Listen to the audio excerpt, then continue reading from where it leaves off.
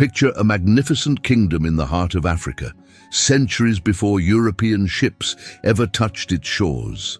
A land where golden treasures gleamed in marketplaces, where streets bustled with traders wrapped in fabrics so fine they rivaled silk, and where mighty cities rose from the earth like jewels in the African sun. This was the Kingdom of Congo, a civilization so advanced that when Portuguese explorers first laid eyes upon it, they could scarcely believe what they saw. Imagine walking through the streets of its capital, Mbanza, Congo, during the 14th century. You would have witnessed a scene that would put many European cities to shame. Organized armies marching in formation, royal courts filled with noble advisors, and marketplaces where merchants from distant lands traded in gold, ivory, and precious fabrics.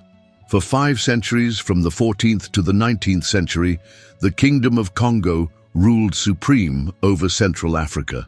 This wasn't just another African kingdom. This was an empire with a centralized government, sophisticated diplomatic relations, and even ambassadors in European courts. They exchanged letters with the Pope himself, conducted international trade on their own terms, and maintained one of the most powerful armies in Africa. But everything changed in 1483 when Portuguese ships appeared on the horizon. At first, they came bearing gifts and promises of friendship and technological advancement. The Portuguese brought gunpowder, horses, and new ideas. But beneath these generous offerings lay a darker purpose, a secret plan that would eventually bring this mighty African empire to its knees. This is not just another history lesson. This is the story of a clash between two worlds, a tale of power, betrayal, and resistance that shaped the course of both African and European history. It's a story that has been buried beneath centuries of colonial narratives, waiting to be told. If you've ever wondered about the great empires that existed beyond Europe's borders, if you've ever questioned why certain stories seem missing from our history books, then this video will open your eyes to a world you never knew existed. Before we dive deeper into this fascinating tale, take a moment to click that subscribe button and join the Medieval Archives community. Ring that notification bell to ensure you don't miss any of our upcoming episodes about forgotten empires and hidden histories. Let's uncover together the truth about one of Africa's greatest kingdoms, the mighty Empire of Congo. While Europe was just emerging from the Middle Ages, struggling with plague and feudal wars, a magnificent African civilization was flourishing in ways that would later astonish European visitors. The Kingdom of Congo wasn't just surviving, it was thriving with a sophistication that rivaled, and in many ways surpassed, its European contemporaries. Picture yourself walking through Mbanza, Congo, the capital city. This wasn't just any African city, it was a metropolis larger than Lisbon, Portugal's own capital at the time. The streets were carefully planned and maintained, buzzing with activity as traders and citizens went about their daily lives. Unlike the muddy, disease-ridden streets of medieval Europe, Congo's capital boasted well-maintained roads that connected various provinces of the kingdom, facilitating trade and communication. The Congo, as the king was called, ruled from an elaborate palace complex that would have put many European castles to shame. But what truly set Congo apart was its sophisticated administrative system. While European nobles were still fighting over who owned what piece of land, the Congo Kingdom had already implemented an efficient tax system that would make modern bureaucrats nod in appreciation. Royal officials kept detailed records of tribute payments, trade goods, and administrative decisions. The marketplace of Mbanza, Congo, was a sight to behold. Merchants from across Central Africa gathered here, trading in everything from ivory to copper. But perhaps the most remarkable product was their textiles. The Congolese artisans created raffia cloth so fine, so delicately woven, that when Portuguese traders first encountered it, they mistook it for silk. These weren't rough tribal garments. These were works of art, so precisely crafted that they became highly sought after even in European courts. Every morning, The city would come alive with the sound of thousands of craftsmen, traders and nobles going about their business. The kingdom maintained professional armies, diplomatic corps, and a complex judicial system.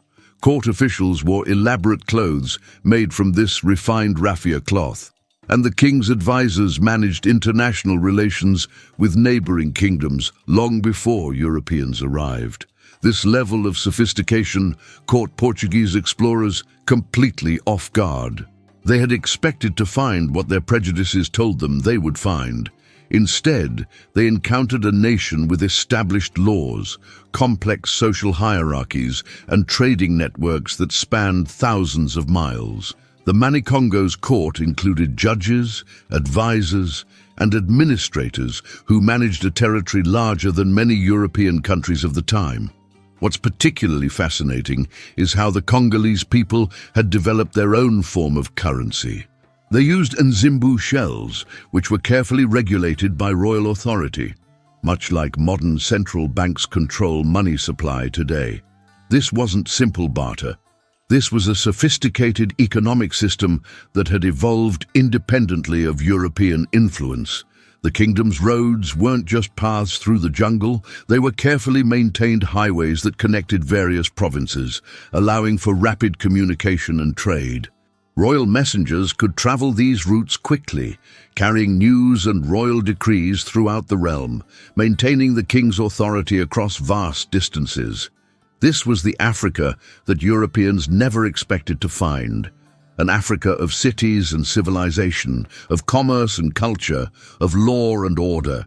It stands as testament to the fact that advanced civilization wasn't a European monopoly, but rather a human achievement that manifested in different ways across the globe. The year was 1483, when Portuguese ships appeared on the horizon of the Congo Kingdom. Leading this expedition was Diogo Cao, a navigator whose arrival would forever change the course of African history. The moment these strange vessels dropped anchor at the mouth of the Congo River, two vastly different worlds were about to collide in ways no one could have predicted. Imagine the scene. Portuguese sailors, their ships laden with exotic gifts, making their way to the royal court of King Nzinga at Nkuvu. The Portuguese brought with them things the Congolese had never seen before. Horses that seemed to dance beneath their riders, firearms that boomed like thunder, and gleaming mirrors that captured one's reflection with startling clarity. The king was particularly fascinated by the horses, these magnificent creatures that would later become symbols of power in his court. At first, this cultural exchange seemed like the beginning of a beautiful friendship. The Portuguese presented themselves as equals, offering technology and knowledge in exchange for trade and diplomatic relations. King Nzinga a Nkuvu was so impressed by what he saw of European culture and Christianity that he made a decision that would echo through the centuries. He chose to be baptized, taking the Christian name João I. But beneath this veneer of friendship and religious conversion lay darker motives. While Portuguese priests spoke of saving souls, Portuguese merchants were eyeing the kingdom's wealth with barely concealed greed. They had heard rumors of gold mines, though these would later prove to be exaggerated. What they did find, however, was something equally valuable to them: a strong, well-organized kingdom with a population that could be exploited for the growing slave trade. The Portuguese court sent craftsmen, priests, and teachers to Congo. They helped build churches and taught European customs, but with each passing year, their true intentions became clearer. What had started as a seemingly equal diplomatic relationship began to shift. The Portuguese started making demands. They wanted preferred trading status, access to interior markets, and most disturbingly, they wanted people. King João I, formerly Nzinga a Nkuvu, found himself in an increasingly difficult position. He had embraced Christianity and European customs, even sending his son Mvemba a Nzinga to be educated in Portuguese ways. This son, who would later become King Afonso I, would witness firsthand how this supposed friendship would transform into a deadly trap. What makes this story particularly tragic is how the initial encounter held such promise. The Congolese people weren't conquered by force of arms. They willingly opened their doors to what they believed would be a mutually beneficial relationship. The Portuguese didn't need to fire a single shot to gain influence in the kingdom. They came bearing gifts, sharing knowledge, and speaking of brotherhood in Christ. But like the mythical Trojan horse, these gifts concealed a terrible price. The kingdom's conversion to Christianity was genuine and enthusiastic. Churches were built, crosses were raised, and European names were adopted by the nobility. But while the Congolese embraced the new religion with sincere devotion, the Portuguese saw it as a tool for influence and control. They used their position as spiritual guides to gradually insert themselves into the kingdom's political structure, creating dependencies that would be exploited later. This was more than just a meeting of two cultures. It was the beginning of a tragic transformation that would eventually contribute to the kingdom's downfall. What started with horses, gunpowder, and baptisms would end in tears, betrayal, and the savage commerce in human lives.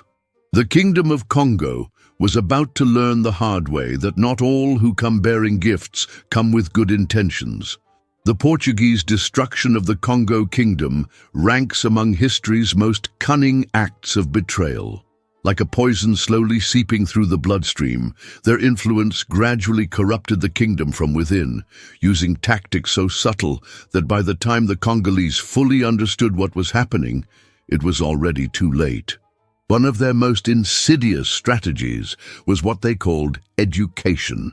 Portuguese missionaries would convince Congolese nobles to send their children to Portugal for schooling. These children, some as young as 8 years old, were effectively hostages, insurance policies to keep their powerful parents in line. While some did receive an education, many never returned home, disappearing into the brutal machinery of the slave trade. The Portuguese became masters at playing different factions against each other. They would whisper in one noble's ear about another's supposed betrayal, provide weapons to both sides of a conflict, then watch as the kingdom tore itself apart. They understood that a divided Congo would be easier to control than a unified one, and they exploited every crack and tension in Congolese society. But perhaps their most devastating tactic was forcing the kingdom to participate in its own destruction. The Portuguese demanded slaves as payment for goods and services, pushing Congolese leaders to raid their own communities and sell their own people. This created deep wounds in the social fabric of the kingdom, turning neighbor against neighbor and village against village. Yet in this darkest hour arose one of Africa's most remarkable leaders, Queen Nzinga Mbandi. This extraordinary woman, a brilliant diplomat and fierce warrior, saw through Portuguese deceptions and fought back with every weapon at her disposal. She outmaneuvered Portuguese diplomats at their own game, built alliances with other African kingdoms, and even created safe havens for escaped slaves. During one famous diplomatic meeting, when Portuguese officials tried to humiliate her by not offering her a chair, forcing her to sit on the floor as was customary for African leaders, she commanded one of her servants to serve as her human throne. This display of dignity and quick thinking became legendary, symbolizing her refusal to be treated as inferior. Queen Nzinga led armies personally, conducted complex diplomatic negotiations, and for decades prevented the Portuguese from completely dominating the region. She understood their tactics because she had studied them closely, but she was fighting against a tide that had already grown too strong. The kingdom had been weakened by years of internal conflicts, and the Portuguese had too deeply embedded themselves in its power structures. What makes this story particularly tragic is that the Kingdom of Congo had once been so sophisticated that it maintained its own ambassadors at the Vatican, engaging in direct diplomatic relations with European powers long before many other African nations had any contact with Europe. Congolese diplomats walked the halls of Rome, negotiated treaties, and were received as equals by European monarchs. But perhaps the most heartbreaking aspect of this betrayal was how it transformed a proud and independent kingdom into a source of slaves for the Americas. The same routes that had once carried trade goods and diplomatic messages now transported chains and human cargo. The same ports where Portuguese ships had first arrived bearing gifts now saw countless souls departing their homeland forever. The destruction of the Kingdom of Congo wasn't accomplished through a great battle or a single decisive moment. It was death by 1,000 cuts, each small betrayal, each manipulated conflict, each kidnapped child contributing to the kingdom's eventual collapse. By the time the full extent of Portuguese intentions became clear, the damage was already too deep to repair. And now, I have to ask you something that's been on my mind as I research this tragic history. Knowing what we know now about how the Portuguese slowly infiltrated and undermined the kingdom, could Congo have resisted if they had recognized these warning signs earlier?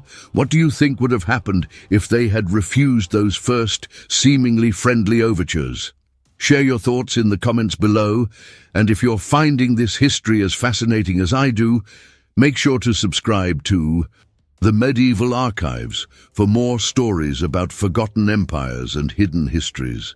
Don't forget to ring that notification bell to stay updated on new uploads. By the 19th century, the once mighty Kingdom of Congo had fractured like a broken mirror, its pieces scattered among slave traders and colonial powers. But just as a broken mirror still reflects light, the kingdom's legacy continued to shine through the darkness of colonial rule, preserving elements of its culture that survive to this very day. What's truly remarkable about the Congo Kingdom's legacy is how tenaciously its people held onto their cultural identity. Take the Kikongo language, for example. Despite centuries of colonial suppression, this ancient tongue refused to die. Today, more than 7 million people across modern-day Angola, Democratic Republic of Congo, and Republic of Congo still speak Kikongo, making it a living bridge to their ancestors' world. But language is just the beginning. Deep in the forests and villages, ancient traditions continued in secret, passed down from generation to generation. The Kimpasi, a sacred initiation ritual, survived centuries of Christian missionaries trying to stamp it out.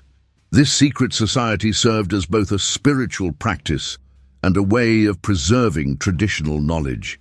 Even today, initiates gather in sacred groves, participating in ceremonies that would be familiar to their ancestors from 5 centuries ago. The artistic legacy of Congo also proved remarkably resilient.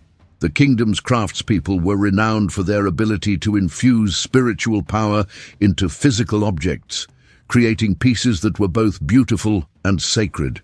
These artistic traditions didn't die with the kingdom, they evolved. Modern African artists still draw inspiration from Congo aesthetics, and many traditional Congo designs have found their way into contemporary African art and fashion. Perhaps most fascinating is how Congo religious concepts survived by blending with Christianity, creating unique syncretic practices that exist nowhere else in the world. In Brazil, Cuba, and Haiti, where many Congolese people were taken as slaves, their spiritual traditions merged with Catholic saints and African deities from other regions, creating new religious traditions like Candomblé and Santeria. These practices maintain many core elements of Congo spirituality, proving that culture can survive even the most brutal upheaval.